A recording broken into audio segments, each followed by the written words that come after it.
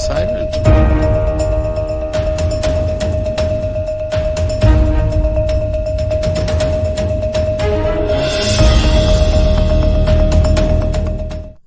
Hello everyone, welcome to Shri Ram's IAS YouTube channel. This is your mentor Aarzoo Kakkar. उम्मीद करती हूँ आप सब बहुत बढ़िया हो, खुश हो, स्वस्थ हो, things are fine at your place. इसी उम्मीद के साथ आज का ये सेशन शुरू करते हैं जिसमें ये आर्टिकल्स आपके सामने हैं जो हमें कवर करने हैं in detail. Will be discussing about them comprehensively. Let's begin. पहले मैं आपको एक इंडेक्स आपके सामने है कि what we will be covering today वो बता देती हूँ ताकि you feel that connectivity throughout the lecture कि अच्छा आपको पता है हमें ये कवर करना है।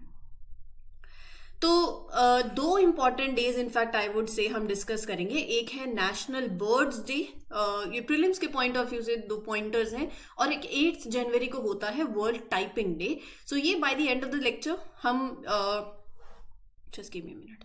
हाँ, तो हम इन 2 डे, एक बर्ड्स डे है, एक मेंशन नहीं है, एक टाइपिंग डे भी होता है। So will discuss. बहुत ही शॉर्ट न्यूज है, यू कैन से प्रीलिम्स के पॉइंट ऑफ व्यू से।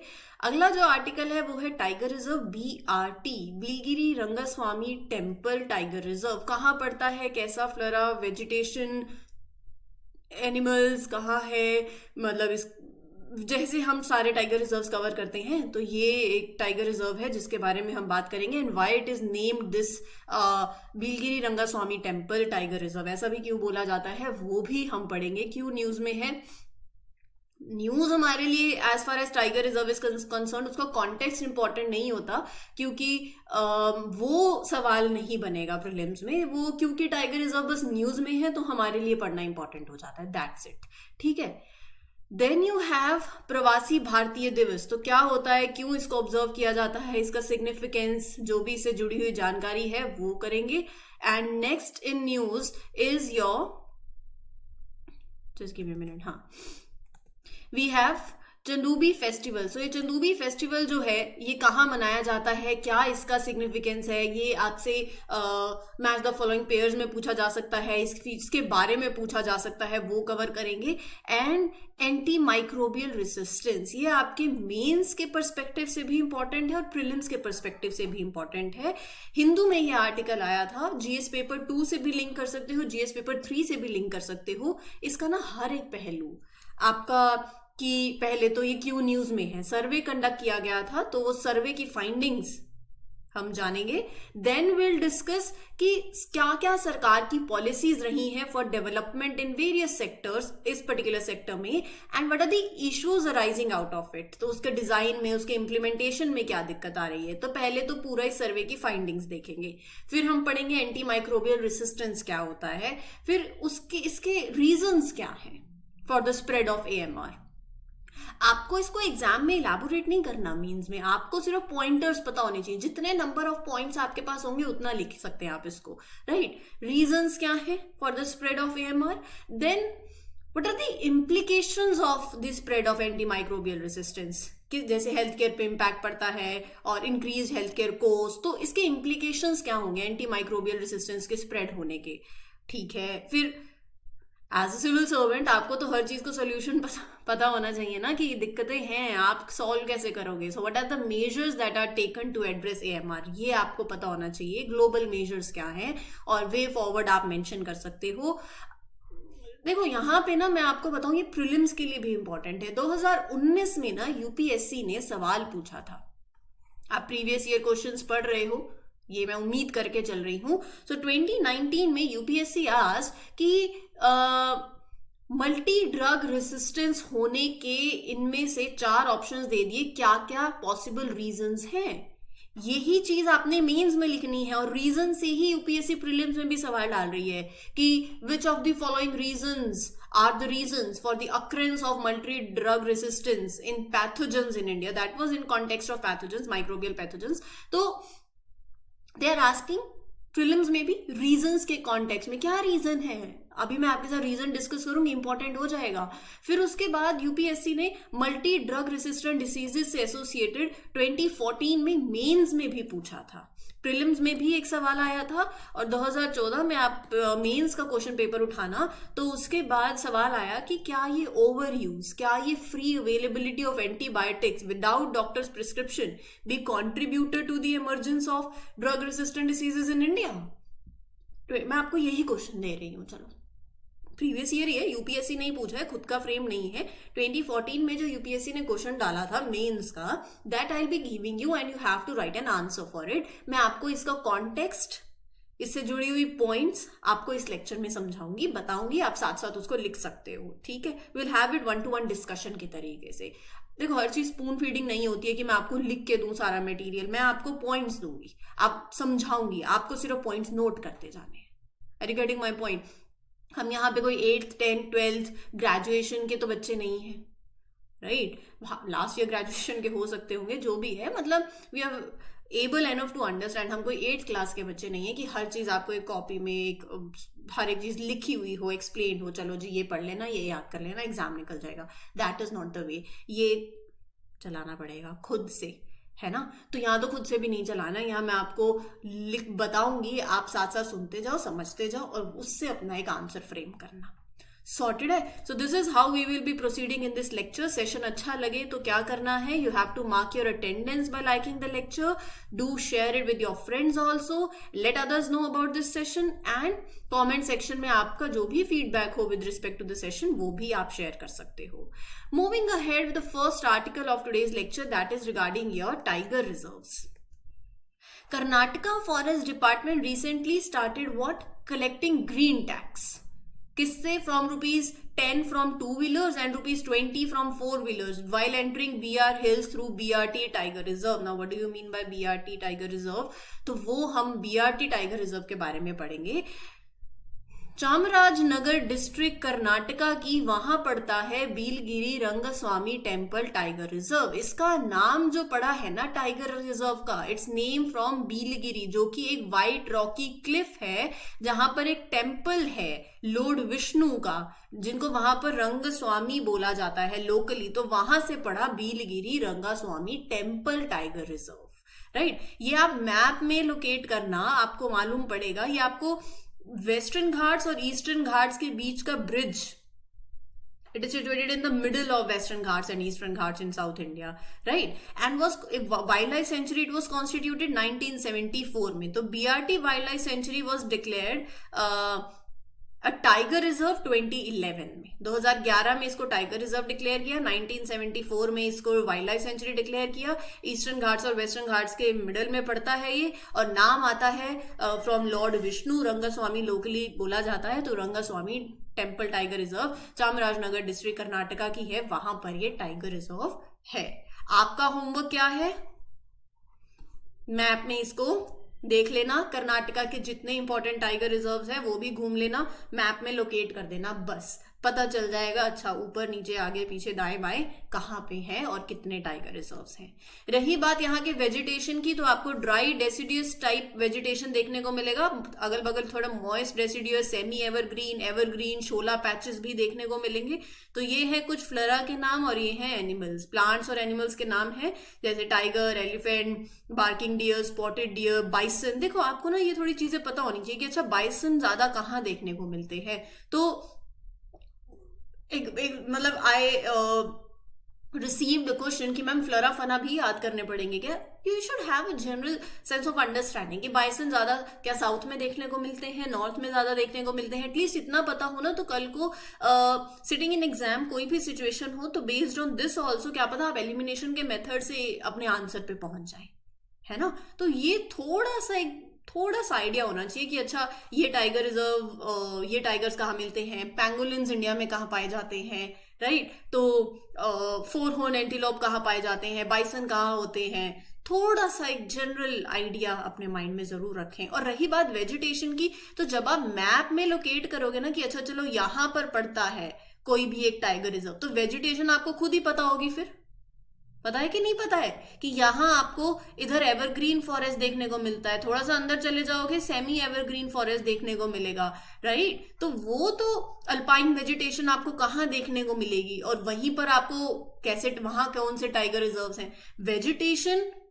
एक बार ध्यान हो गई, मैप में आपने कर लिया कि अच्छा वो यहाँ है, माइंड में फिट है, वहां तो अच्छा वैसे वेजिटेशन मिलती थी। It's just about your linkage. आपने वेजिटेशन, एक आपका टॉपिक है ज्योग्राफी का स्टैटिक, और इधर आपके टाइगर रिजर्व चल रहे हैं, तो आप उसको कनेक्ट कर सकते हो। I getting my point? देखो बहुत इंटरेस्टिंग है, अगर इंटरेस्ट लेके पढ़ोगे तो इंटरेस्टिंग है। अगर ऐसा सरदर्दी हो कि ओहो ये भी देखना पड़ेगा, तो फिर तो कोई फायदा ही नहीं है किसी भी चीज का, है ना। तो खुशी से पढ़ो, मन लगाकर पढ़ो, और इंटरेस्ट है तो फिर सब चीजें आसान ही है, कुछ कोई रॉकेट साइंस इसमें है नहीं। प्रवासी भारतीय दिवस के बारे में पढ़ते हैं। It is also known as non resident Indian day, NRI day. तो recently prime minister of India extended greetings on the occasion of प्रवासी भारतीय दिवस। 9th of January is celebrated। Pravasi Bharatiya Divas is also known as NRI day is celebrated on 9th January। किस लिए? जो भी Indian community, Indian diaspora जो बाहर है, उन्होंने जो भी कॉन्ट्रीब्यूशन दिखाया है, जो अचीवमेंट्स बेसिकली आप बोल सकते हो, so to recognise and honour those contributions and achievements of Indians who are living abroad, so उनको रिकॉग्नाइज करना। So its purpose is to recognise and honour them, जो भी उनकी ऐसी कॉन्ट्रीब्यूशंस रही हैं, अचीवमेंट्स रही हैं regarding the development of India, right. So this special day is organised by which ministry? External affairs ministry. Sorted है। यहां पर ये तो पता चल गया, it is an event for connecting with Indian diaspora.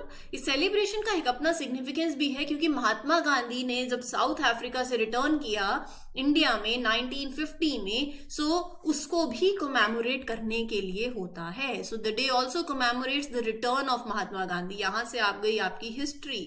तो स्टैटिक में आज आपको क्या करना चाहिए? जब महात्मा गांधी साउथ अफ्रीका से आए थे, 1915 वाला जो टाइम फ्रेम है हिस्ट्री में, मॉडर्न हिस्ट्री में, वो आज कवर कर लो। यही तो है, ऐसे ही तैयारी होती है, राइट। सो उन्होंने जो भी फ्रीडम स्ट्रगल में एक प्रोमिनेंट फिगर रहे हैं, सो उनका जो इम्पैक्ट रहा on the lives of Indians, so ये सारी चीजें हिस्ट्री में आपके दी हुई हैं। तो प्रवासी भारतीय दिवस पहली बार 2003 में सेलिब्रेट किया गया था, पहली बार, और it was an annual event earlier, पहले 2015 के बाद गवर्नमेंट ने इसके फॉर्मेट को रिवाइज किया, और ये वंस एवरी 2 years अब इसको सेलिब्रेट किया जाता है। तो ये जो इवेंट है, it has evolved into a platform to connect the Indian diaspora with their cultural roots, to encourage their ongoing involvement in India's progress. Sorted है। तो पहले 2003 में पहली बार हुआ, फिर हर साल होता था, लेकिन 2015 के बाद 2 साल में एक बार होने लगा, once every 2 years। So it is hosted in different cities, showcasing the diversity, the progress of various regions in India, to have a sense of unity among overseas Indians, strengthen their connection with the homeland. और as of now 17 conventions have taken place, और last कब हुई थी? 2023 में। it was celebrated in Indore, Madhya Pradesh में। ठीक है, चलो आगे बढ़ते हैं। अगला जो फेस्टिवल है, दैट इज छांडोबी फेस्टिवल। ये फेस्टिवल सेलिब्रेट किया गया अलोंग छांडोबी लेक। कहाँ पड़ती है? कहाँ पड़ती है? आसाम के अंदर। ठीक है, ठीक है। तो यहाँ पर इसके बारे में थोड़ा सा पढ़ते हैं। ये फेस्टिवल क्या है, ये लेक क्या है, क्यों इसको ऑर्गेनाइज किया जाता है, और क्या कुछ होता है इस फेस्टिवल के अंदर। पहले तो ये याद रख लो कि ये फेस्टिवल आसाम से जुड़ा हुआ है। हर साल ये होता है फॉर 5 days। न्यू ईयर के पहले दिन से इसको ऑब्जर्व किया जाता है। जो छंडोबी लेक है in the state of Assam, वहां पर ये ऑर्गेनाइज किया जाता है to celebrate the local culture, tradition, natural beauty of that region. तो ये जो फेस्टिवल है ना, इसमें वेरियस अट्रैक्शंस जैसे हैं, like folk culture, ethnic cuisine वहाँ का, handloom, dresses, activities like boating on that particular lake, ये सब होता है। और इस फेस्टिवल का मकसद क्या है? To promote eco tourism in that biodiverse hotspot of Assam. लोगों को एनकरेज करना कि भैया अप्रिशिएट करो, नेचुरल एनवायरनमेंट को कंजर्व करो। तो one of the main goal, जब मैं प्रिजर्व की बात कर रही हूं, तो इसका मेन गोल क्या है? To preserve that declining water level of Chandubi lake, to address that declining water level of that particular lake. So इस फेस्टिवल को ऑर्गेनाइज करते हुए इनका मकसद ये है, ऑर्गेनाइजर्स का, कि लोगों तक जागरूकता लेके आई जाए कि कितना जरूरी है to preserve this water body. And over the years lake ने एक्सपीरियंस किया है a rapid decrease in the water level. बहुत नीचे गिरा है पानी का लेवल उस लेक में। And the festival serves as a platform, ताकि हम कंजर्वेशन की नीड को वहां पर और ज्यादा हाईलाइट कर पाए। ये जो फेस्टिवल है बहुत ही क्रूशियल रोल प्ले करता है in supporting the livelihoods of different tribes also, Gorkhas, tea tribes, Rabhas, Garos, तो इन सब की जो उस एरिया में रिजाइड करते हैं। सारी कम्युनिटीज पार्टिसिपेट करती हैं, अपने फूड आइटम्स को बेचती हैं, होममेड बेवरेजेस को सेल करते हैं, ट्रेडिशनली जो उनका वुमेन अटायर है उसको। सो कल्चरल रिचनेस को तो ये बढ़ाता ही है, बट इकोनॉमिक अपॉर्चुनिटी भी देता है फॉर द लोकल ट्राइब्स। अब मैं अगर चंडोबी लेक की बात कर ही रही हूं तो थोड़ा सा और बात कर लेते हैं। 1897 में देखो this lake came into existence, एक मैसिव अर्थक्वेक हुआ 1897 में, उसके बाद it came to existence and this geological event cause that formation of this particular lake. अभी जो नेम आता है ना छंडोबी, वो 2 वर्ड से आता है। छंद मतलब 5 और डूबी मीन्स सिंकिंग खासी लैंग्वेज के अंदर। तो ये एक फ्रेश वाटर लेक है और ये इकोनॉमिकली वायबल टर्न इनटू, क्योंकि यहाँ की ये जो वाटर बॉडी है बहुत सी कम्युनिटीज के लिए इट जरूरी है, राइट। इसका एक अपना इकोनॉमिक सिग्निफिकेंस है, it's not just a natural occurrence, एक स्ट्रैटेजिकली ये टर्न हो गई into an economically viable water body. ये जो लेक है बहुत से aquatic flora fauna rich variety यहाँ आपको देखने को मिलेगी and as a prosperous wetland in the state of Assam number of species यहाँ पर थ्राइव करती हैं और बायोडाइवर्सिटी तो obviously it adds to that ecological importance of that reason also, है कि नहीं? ठीक है जी, तो ये तो हो गई आपकी लेक, सॉर्टेड है। चलिए आगे चलते हैं, let's talk about anti microbial resistance. जब माइक्रोब्स को, वो एंटी हो गए हैं दवाई के, एंटी माइक्रोबियल रेसिस्टेंस, माइक्रोब्स के द्वारा रेसिस्ट करना, they are anti to these drugs now. एक सर्वे कंडक्ट किया गया by National Centre for Disease Control, उन्होंने हाईलाइट किया कुछ findings regarding the prescription and use of antibiotics in hospitals amidst growing concerns about AMR. GS paper 2, GS paper 3, UPSC previous year question prelims 2019 and UPSC previous year question mains 2014 में यूपीएससी ने ऐसे सवाल पूछा है। I will give you the question इस article को शुरू करने से पहले ताकि आप उसको लिखो फिर, ठीक है। क्वेश्चन चाहे लिखना हो लिख लो, it's up to you. A4 size sheet आप सबके पास होगी, क्योंकि जब भी सेशन में आते हो आई मेक श्योर, मैं हमेशा बोलती हूँ कि पहले पेन एंड पेपर आपके पास होना चाहिए, या माइंड में क्वेश्चन डाल लो। सवाल ये है कि can over use and free availability of antibiotics without doctors prescription can be contributed to the emergence of drug resistant diseases in India. ये सवाल है। Just give me a minute, जिसको दिक्कत हो रही है इस चीज को लेके मैं आपको पहले क्वेश्चन दिखा देती हूँ, एक सेकेंड। ये लो, ये मैंने सवाल लिख दिया आपके लिए। Can over use and free availability of antibiotics without doctors prescription be contributed to the emergence of drug resistant diseases in India? What are the available mechanisms for monitoring and control? Critically discuss the various issues involved. 3 questions हैं इसमें। ये आपके पास कोई word limit की tension नहीं है, आप पहले लिखो इसको, देखते हैं कितना कैसे लिखते हो आप, राइट। वर्ड लिमिट की पहले टेंशन मत लो आप, राइट इट डाउन। ये क्वेश्चन था यूपीएससी ने 2014 में पूछा था, मेंस का क्वेश्चन था, है ना।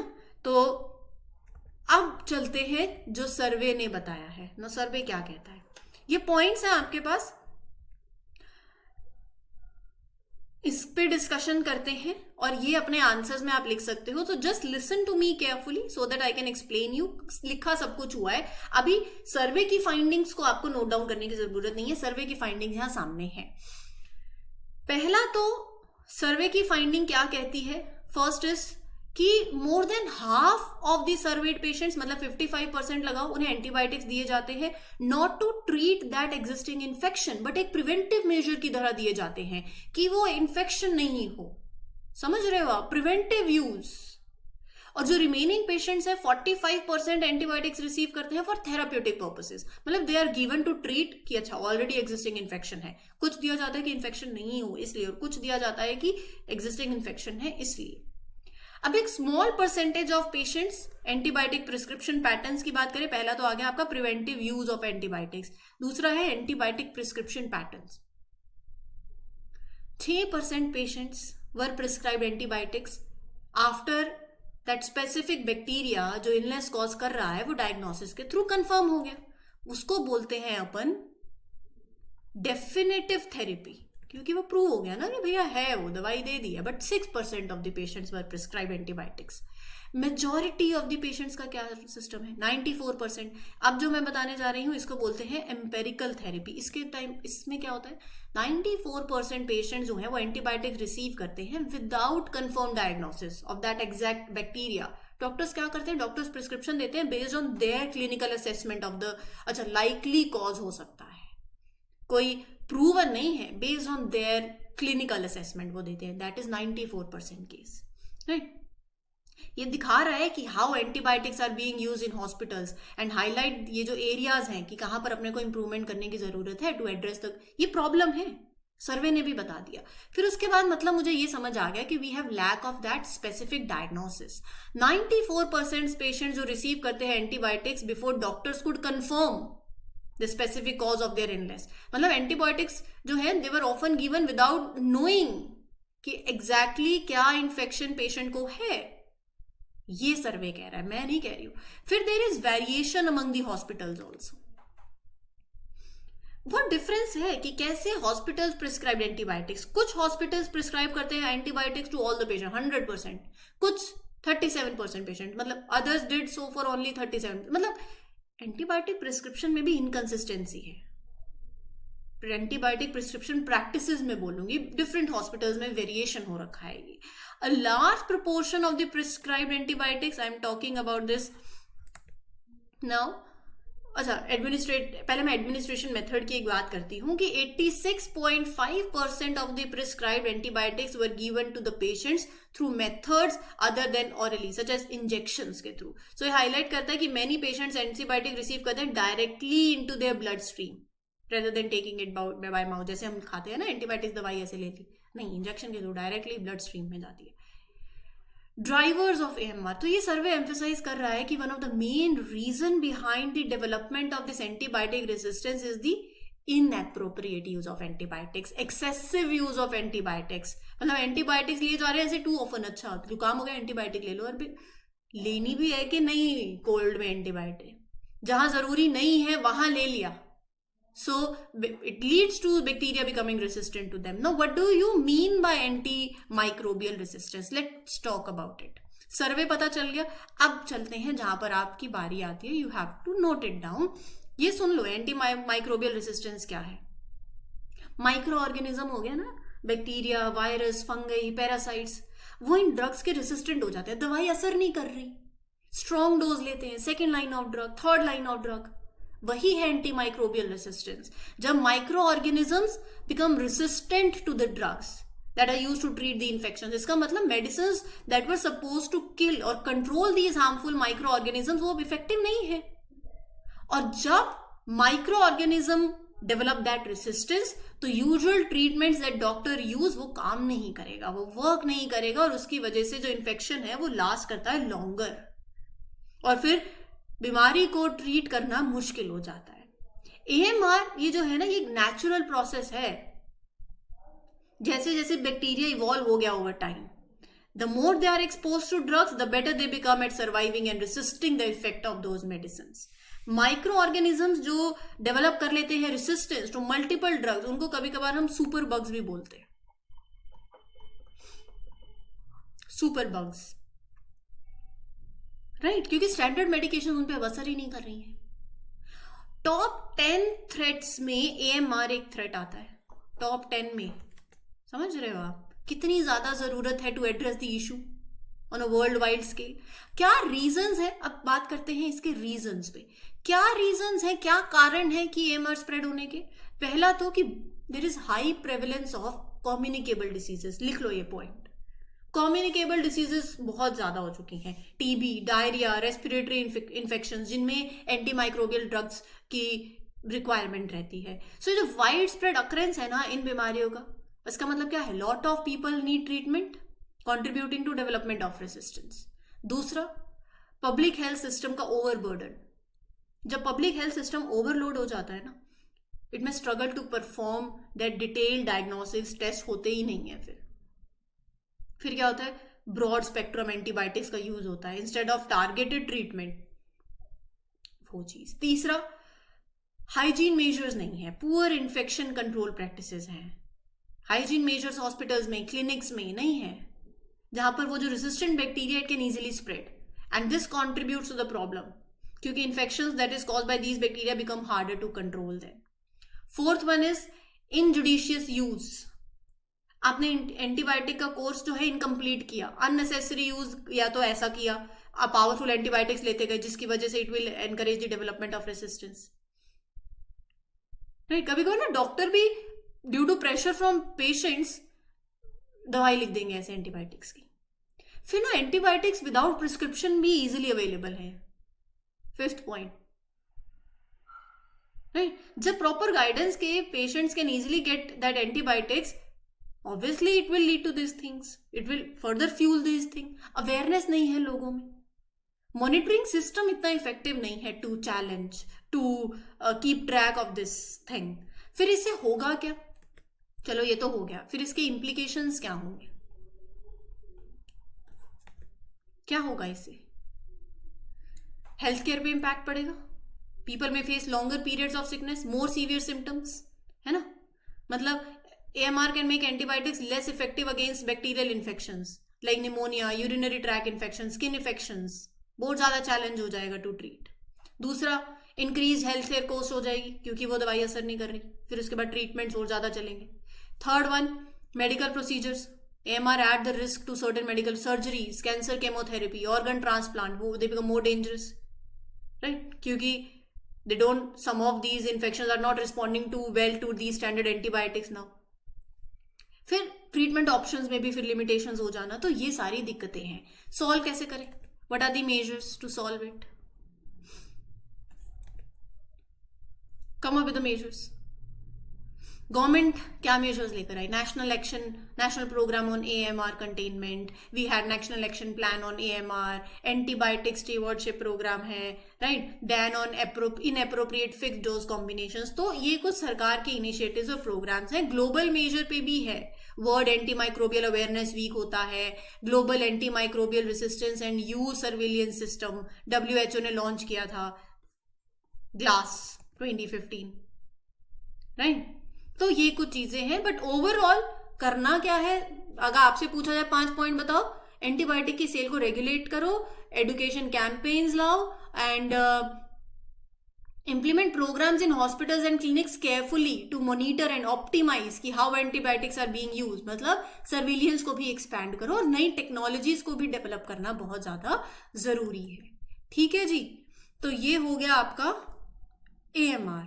मैंने पूरा लिख दिया है, बता दिया है. अब आप अपने आंसर में इसको ले सकते हो. नेशनल बर्ड डे, जिसका अमेरिकन ओरिजिन है, हर साल 5 जनवरी को होता है to raise awareness about the value of bird, to raise awareness for the conservation of the species जिनके हैबिटेट डिस्ट्रक्शन हुआ हो एंड क्लाइमेट चेंज की वजह से दे आर इफेक्टेड. और इंडिया के union cabinet minister of environment, forest and climate change called for saving the wetlands also to preserve these bird populations. जहां ये रहती हैं उनका घर ही चला गया तो फिर कैसे रहेंगे वो, है ना. So National Bird Day is different from occasions such as International Migratory National Bird Day, World Migration, ये 13th मई को होता है, World Migratory National Bird Day. So there are other national bird days also, but this one is observed on 5th of January. 8th of January को होता है World Typing Day, ताकि लोगों को encourage किया जाए to express themselves via written communication. लिखते हो मैसेजेस? कौन लिखता है आजकल, फोन पे ही चलता है सब कुछ. तो 2011 में मलेशिया ने स्टार्ट किया था. तो it commemorates the 2011 Malaysian speed typing test, जिसने रिकॉर्ड ब्रेक किया for the fastest typist and largest participation. तो इसका एक अपना एक सिग्निफिकेंस है. It celebrates the ability to type and communicate with one another. Simple है, नो रॉकेट साइंस. प्रीलिम्स में और आपके प्रीलिम्स पॉइंटर्स में पूछा जा सकता है. If you are preparing for any other exam apart from UPSC, तो भी ऐसे सवाल पूछे जा सकते हैं. ये था आज का सेशन. उम्मीद करती हूँ आपको अच्छा लगा हो. If yes, please do let me know in the comment section. This is your mentor Aarzoo Kakkar signing off. Happy learning, all the best. Thank you. Take care. अच्छा, होमवर्क ज़रूर कर लेना। अभी अगर मैं आपको बताऊं तो आप ना एक तो अपना मैप प्रैक्टिस कर लेना, दूसरा ये मैंने भी आपको प्रवासी भारतीय दिवस में बताया था कि Mahatma Gandhi return from South Africa, तो मॉडर्न हिस्ट्री का वो लॉट जरूर कर लो। ऐसे ही स्टैटिक चीजों को कवर करिए। और तीसरा, अपना मेंस का आंसर जरूर लिखना, राइट? नहीं तो अगर आपने सेशन सुन के चले गए और इस पे फिर काम नहीं किया तो फिर कोई फायदा नहीं है। कर्नाटका घुमाना, वहां के टाइगर रिजर्व्स, आज थोड़ा सा होमवर्क है आई वुड से, बट आप ही के फायदे के लिए है, तो इसको भी जरूर कर लीजिएगा। चलो, signing off then, will meet you tomorrow with other articles. Till then take care, good luck, good wishes, happy learning, all the best, thank you.